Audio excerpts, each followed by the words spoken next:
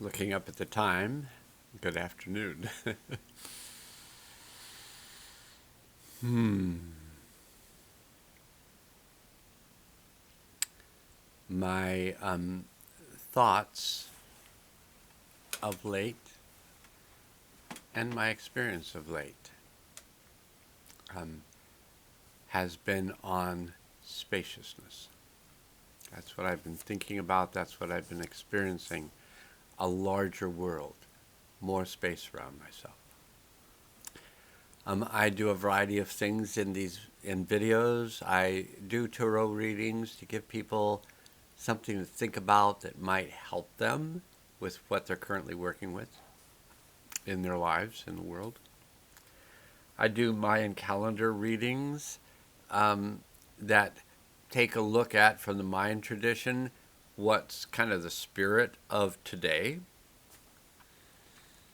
And then I'm also rapidly becoming a student of Thomas Hübl, who wrote just not too long ago, this past year, wrote the book Attuned, Practicing Interdependence to Heal Our Trauma and Our World. And I'm finding him to be just a wonderful human being and a source of much inspiration for me. And I do a lot of work with people over the phone related to releasing traumatic events from the past, sometimes from the past in this lifetime, sometimes from the past other lifetimes back. It's been interesting work. I love it, and I continue to do it. And I've been doing it for 40 years now, as well as lots of other things, because I like to feel like I'm progressing on my soul path. So I've been reading this Thomas Hübl book. I was calling him Thomas Hübl, but I think it's Hübl, and it's Hubl, and I think he's Austrian born.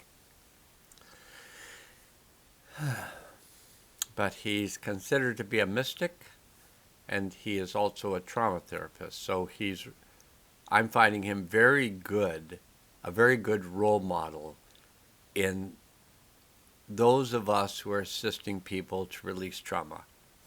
He's a really good role model. You should watch his videos on YouTube. It doesn't matter what the video's on, it'll be good. Because his presence is powerful and affects me. Every time I'm in his presence, I feel an effect from it.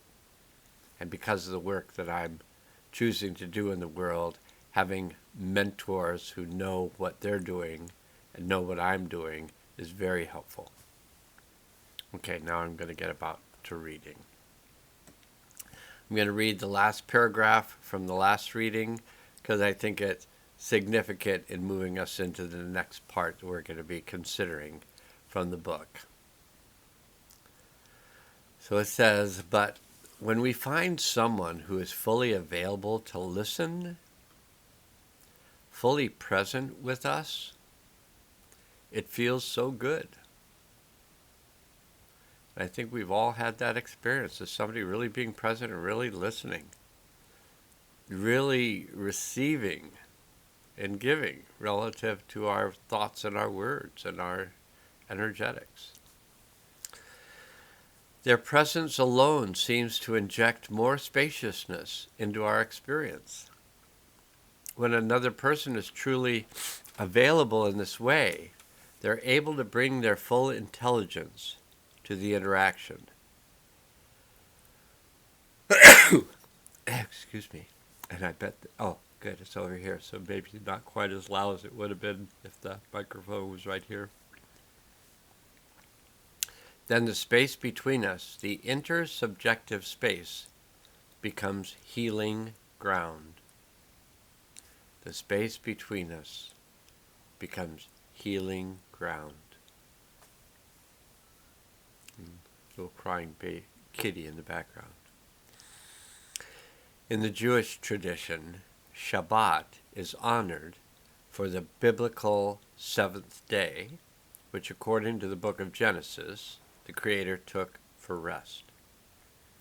Shabbat represents the sacredness of stillness and therefore of space, availability and presence of being.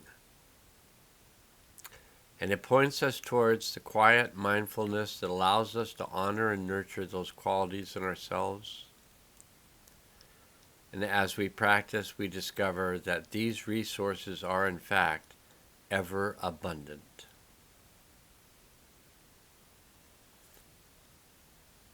Space, availability, and presence of being.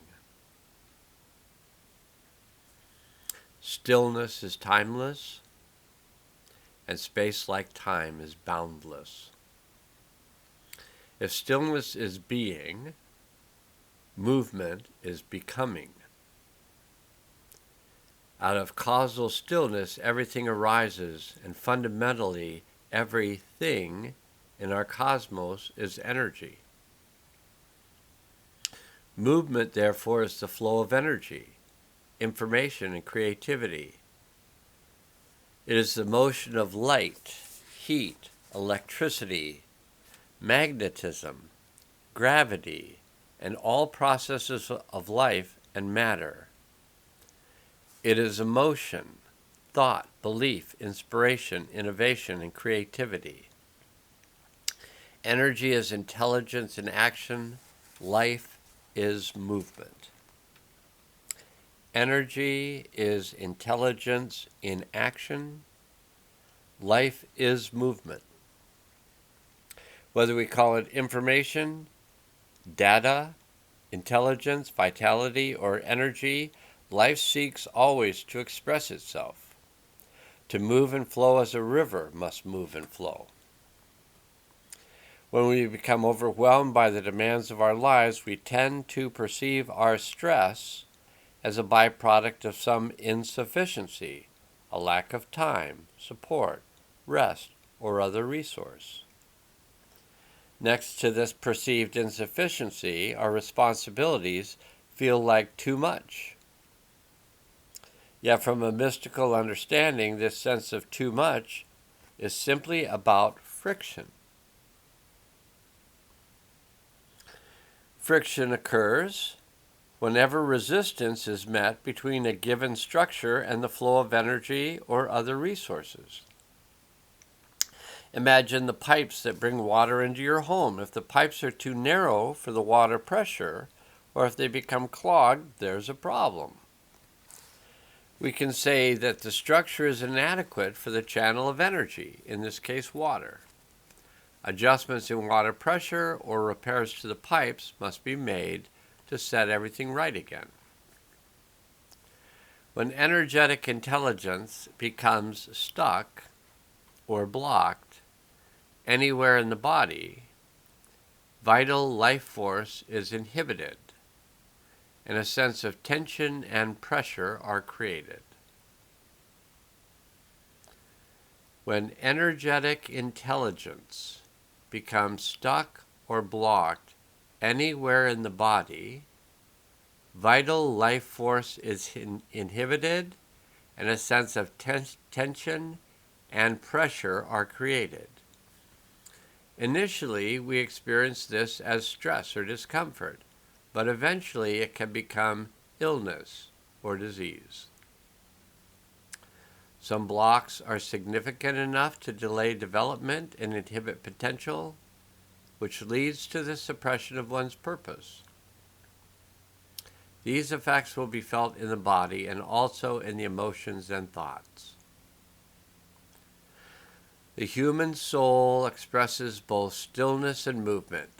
It is the nature of the soul to be and to become. These expressions of soul belong to what I refer to as the three innate and inalienable human rights: the right of being, the right of becoming, and the right of belonging. The right to build healthy relational bonds and to experience oneself as part of a community. When these fundamental expressions of the soul are ignored or dishonored, relational bonds dissolve and human systems, whether families or governments, break down. The object of transparent communication is to restore these expressions of the soul and repair human connection. As we practice transparent communication, we develop the capacity to sense and expand inner spaciousness, presence, and availability, and to honor the rights of being, becoming, and belonging. I think that will be enough for this moment.